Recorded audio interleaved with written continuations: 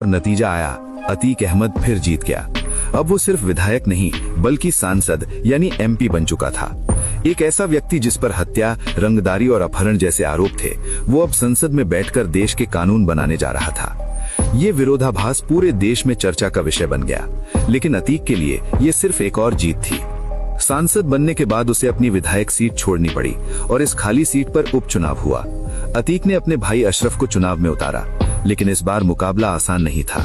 Bahujan Samajwadi party के उम्मीदवार राजू पाल ने कड़ी टक्कर दी और आखिरकार जीत भी हासिल कर ली। राजू पाल की जीत अतीक के लिए एक बड़ा झटका थी, क्योंकि पहली बार किसी ने उसके गढ़ में उसे चुनौती दी थी। लेकिन ये चुनौती ज्यादा दिन तक टिक नहीं पाई।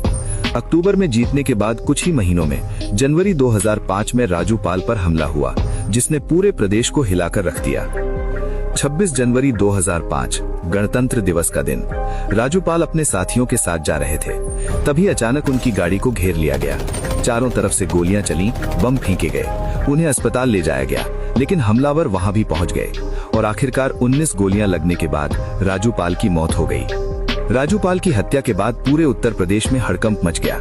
सड़कों पर प्रदर्शन हुए, राजनीतिक माहौल गर्मा गया और इस केस में नाम आया अतीक अहमद और उसके भाई अशरफ का।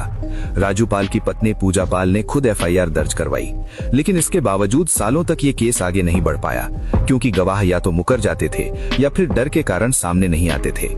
इसी केस में एक नाम सबसे अहम था, उमेश पाल, जो राजू पाल के करीबी दोस्त थे और इस हमले के गवाह भी माने जाते थे।